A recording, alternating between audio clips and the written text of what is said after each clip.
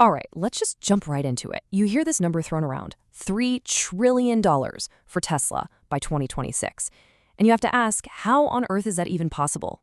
Well, believe it or not, there's a pretty specific roadmap that the bulls are pointing to, and that's what we're going to break down today. You've got some pretty big names out there, like Dan Ives, calling for a monster year. But here's the thing. This isn't about selling a few more cars. Not at all.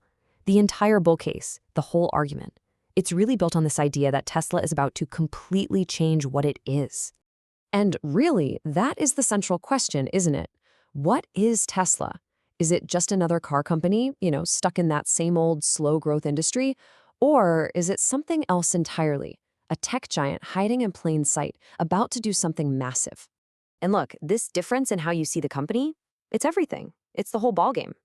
A normal car company, you're looking at a valuation of, 5, maybe 10 times its earnings. But the bulls, they're betting the farm on the market seeing Tesla as this AI and robotics powerhouse. That's where you get those huge tech-style multiples. Of course, there's a flip side. If that whole AI dream doesn't pan out, that valuation could come crashing right back down to boring old car company levels. So what is that big, audacious number we're talking about for 2026? It's $3 trillion. I mean, just let that sink in. To even have a conversation about a number that big, the entire bull case has to rest on 3 huge pillars. And they all have to work together, all firing on all cylinders at the exact same time. Okay, so let's get into pillar 1. This is the big one, the one that gets all the headlines. We're talking about the autonomous revolution. This is where the story completely shifts, right? Tesla stops being a company that just sells you a car once and starts being a company that sells you a high-margin service over and over again.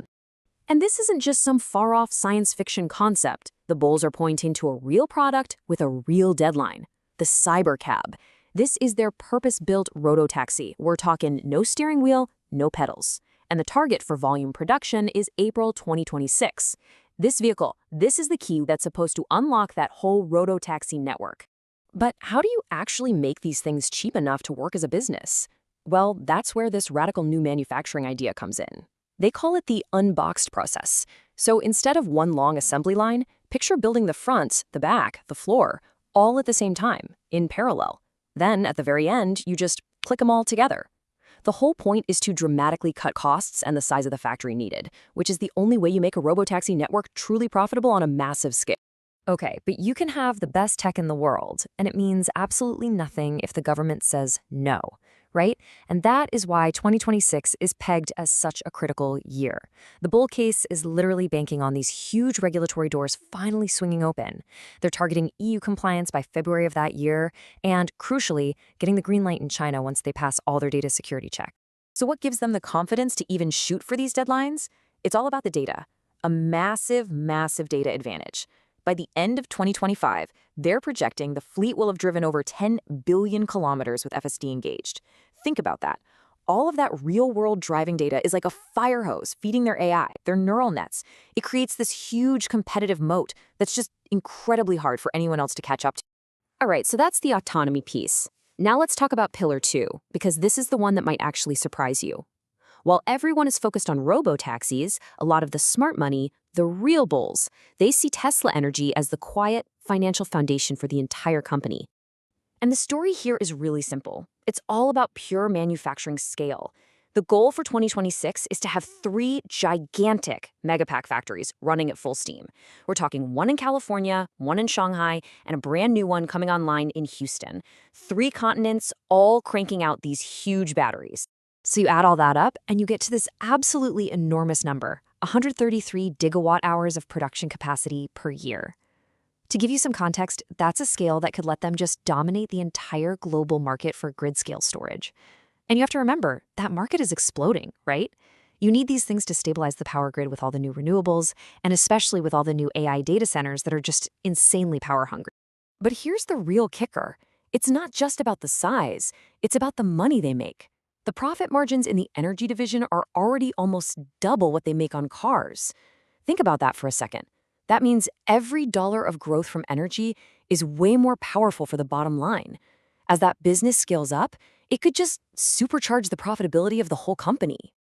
Okay, on to pillar 3. This is the one that feels like it's straight out of a movie. It is by far the most futuristic part of the bull case, and for a lot of people, it's the biggest piece of the puzzle long term. We're talking about the Optimus humanoid robot.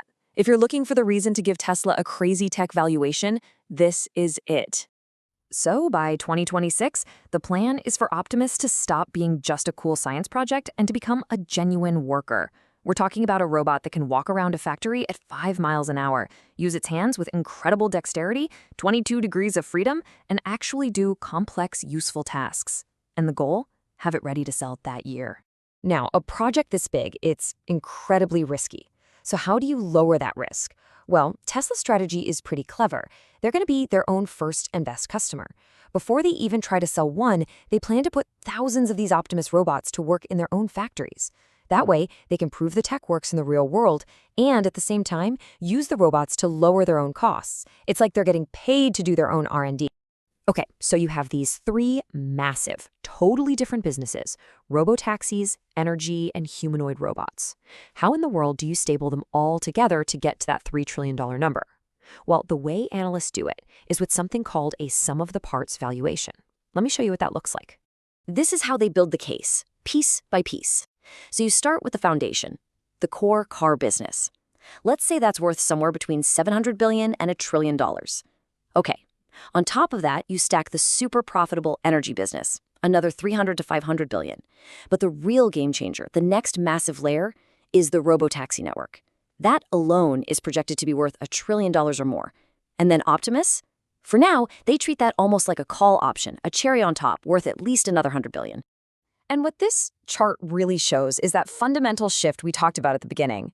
If this plays out, by 2026, the car business is no longer the main story. The majority of the company's value, the lion's share, would come from these high-margin, software-like recurring revenues from robotaxis and energy. It's a totally different kind of company. But we have to be realistic here. A story this good, this optimistic, it's never a sure thing. There are some huge, huge risks that could completely blow up this entire bull case. And the big ones are pretty easy to spot. First up, regulators. If Europe or China drag their feet and don't approve FSD on that 2026 timeline, the whole thing gets pushed back. Then there's the tech itself. What if we get to 2026 and the robots and cars just aren't ready? What if they still need a human babysitter? That's the teleoperation trap. And finally, you can't forget about their main business. The car market is brutal right now, with price wars and maybe even some EV fatigue setting in. And remember, that's the business that's paying for all this other cool stuff. So at the end of the day, it all comes down to this one massive question for 2026. Is this the year Tesla finally makes the leap? The year it stops being a car company and truly becomes the AI and robotics giant that the bulls have been dreaming of? Or is this the year that all that incredible hype runs headfirst into a brick wall of reality? I guess we'll find out.